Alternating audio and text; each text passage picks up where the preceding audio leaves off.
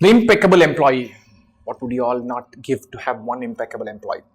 Ramesh, the owner of an auto component manufacturing company in Sanand, had just returned after attending the funeral of his employer. Not good news. Pankaj Kumar, who had died of cancer at the age of 35. Pankaj was a hardworking and sincere employee. This is good. This is very important. Important adjectives here. With impeccable performance record. Good guy. We need to help him. Fine. Pankaj was a sole breadwinner for his family with negligible savings and was survived by his wife and two school-going children. His wife will get around 8 lakh rupees accrued to Pankaj's social security benefit, and thankfully she's getting something. A large number of employees wanted the organization to employ Pankaj's wife on compassionate grounds so that she could support the family. This seems like a wonderful exercise in compassion, in helping somebody out, but I'm actually not a fan of this kind of system. Fine. So it's like having one solution which might create some other problem somewhere else. The old adage which says, good practices set bad precedents. And there is a compassion and looking out welfare aspect to a society, and a profit-making performance objective to a corporate. You simply cannot have a system which sacrifices one for the other. I don't know whether Pankaj's wife is a good resource that can be meaningful to the organization. We should help her, but not at the cost of efficiently running the organization. So I don't know whether you can just compassionately recruit somebody. We should help, but recruitment is not among my preferred. So if she has the qualification and the skill and the aptitude, obviously yes, it's a no-brainer. But she should probably apply like anyone else, and then see if we can recruit her. We should help in other means, but not by giving a job. That's my preferred route. So I'm not such a big fan of this. One emotional moment you offer a job could just end up setting bad precedents for years. Though Ramesh was sympathetic to the demand, he realized that this could set a precedent. Yeah, that's exactly what we're talking about. Where the organization will have to provide jobs for everyone with similar conditions in the future. In fact, only recently, Ramesh had refused a request for a job to the daughter of an employee who died a few months before he was to retire. Good point. You help out in other means, you find a mechanism for them to survive, you do everything you can, but giving a job, this is probably not the best way to go about it. I will be with Ramesh on this one. Ramesh formed a committee to look into this matter, and the committee came up with the following suggestions.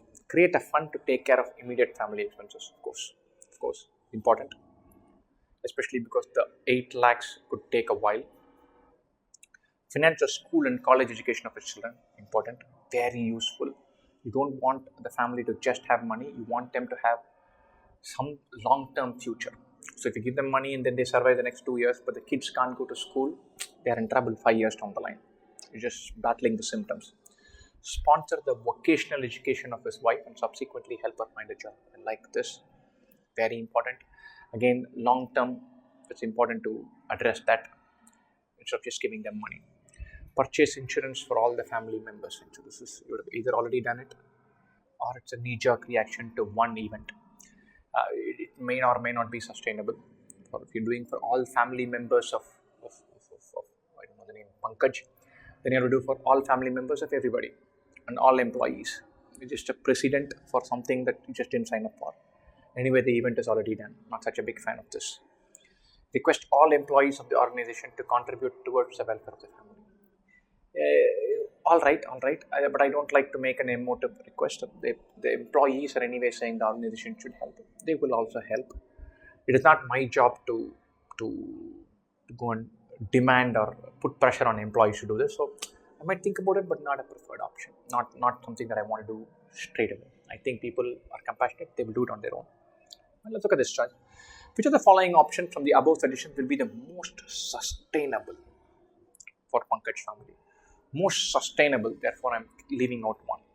One addresses immediate symptoms, important, but has nothing on sustainability. It says immediate family expenses. I really like 2 and 3. I'm eliminating 1 and 4. You keep 5 away and look at the choices. 1 and 2 out, 2 and 3, I like that. 3 and 4 out, 4 and 5, 3 and 5. Don't have to worry that much about 5. It's a choice that gives for 2 and 3, I'm through.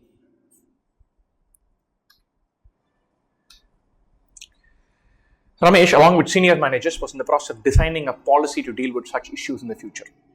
Which of the following policy statements will be the least amenable to misuse in the future? And least amenable to misuse. People shouldn't be able to screw over with it.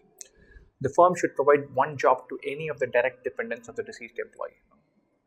Anybody dies, I'll be saddled with an employee over which I have, whose recruitment I have no control over. There could be a complete loser and I'll have to recruit him or her. The firm should provide one job to any dependent if employee dies during the service. I don't want to do anything that sacrifices efficiency.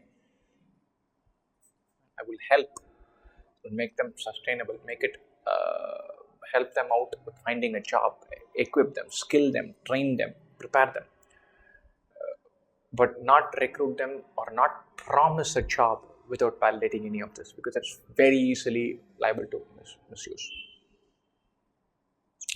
The firm should provide one job to any dependent. The family does not have any other support. An employee dies during service.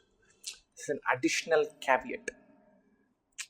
I will have to assess whether they have support, and that leaves a lot of open threads to do this. If they don't have any other support, I'll try to find a mechanism to provide that support. I don't like a solution that gives job. That's liable, amenable to misuse straight away. I'm employing, I want to employ after validating. I want to help in other ways. But that giving a direct job, validating whether they have other means of support, I see. The family can create a scenario where it looks like they don't have any other support. And then we'll have to somehow give job. The firm should provide help to the dependent family members in pursuing good education and employment. This is something that I like. Help to the dependent family members in pursuing a good education and employment. Yes, should provide help in order to make sure that this is provided. The firm shall constitute a committee with fair representation from all stakeholders to decide on the course of action based on specifics of the case.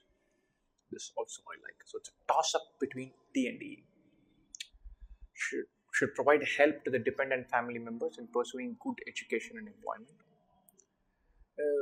This representation from all stakeholders I like here. It's an important point.